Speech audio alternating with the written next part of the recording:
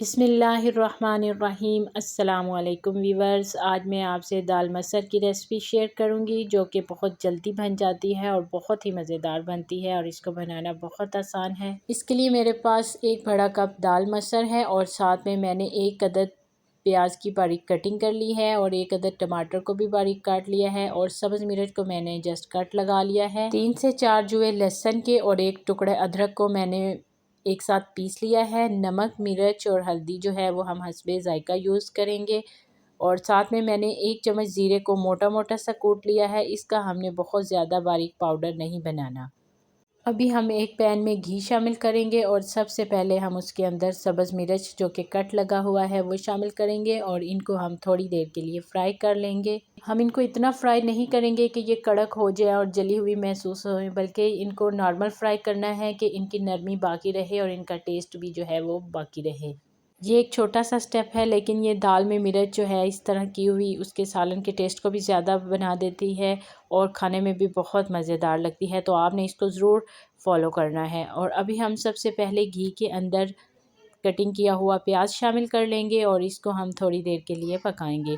साथ में व्यूअर्स, अगर आपको मेरी ये वीडियो अभी तक के लिए थोड़ी सी भी अच्छी लगी है तो प्लीज़ मेरे चैनल को सब्सक्राइब कर दीजिए, क्योंकि मैं डेली आप लोगों के लिए रेसिपीज़ लेके आती हूँ और मुझे उम्मीद होती है कि आप ज़रूर मेरी हौसला अफजाई करेंगे। तो प्लीज़ मेरे चैनल को ज़रूर सब्सक्राइब कीजिएगा और अगर वीडियो पसंद आए तो लाइक कीजिएगा।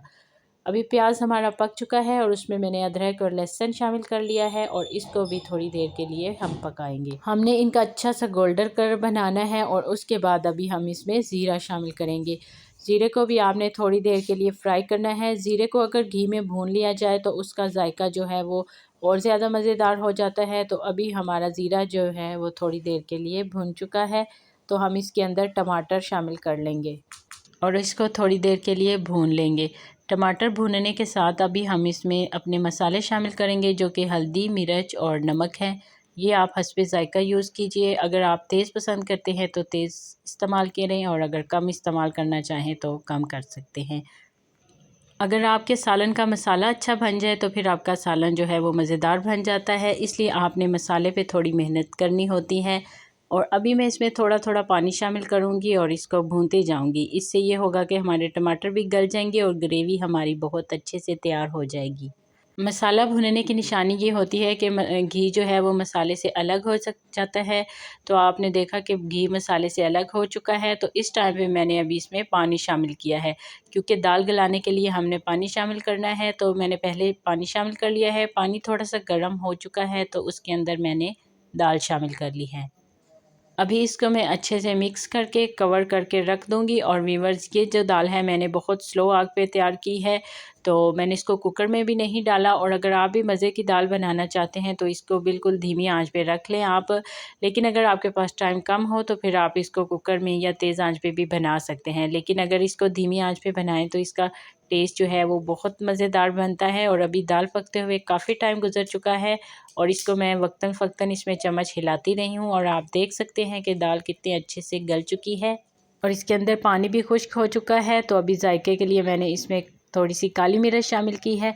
साथ में मैंने कटिंग किया हुआ सब्ज़ धनिया और सब्ज़ मिर्च शामिल कर ली है और इसको अभी हम अच्छे से मिक्स कर लेंगे। और ये हमारी बहुत ही मज़ेदार सी दाल जो है वो बनके तैयार हो चुकी है। और एक बहुत इम्पोर्टेंट स्टेप अभी रहता है, जो हमने स्टार्टिंग में सब्ज़ मिर्च फ्राई की थी, अभी हम उसको इसमें ऐड कर लेंगे और दाल को फिर मिर्च के साथ अच्छे से मिक्स कर लेंगे।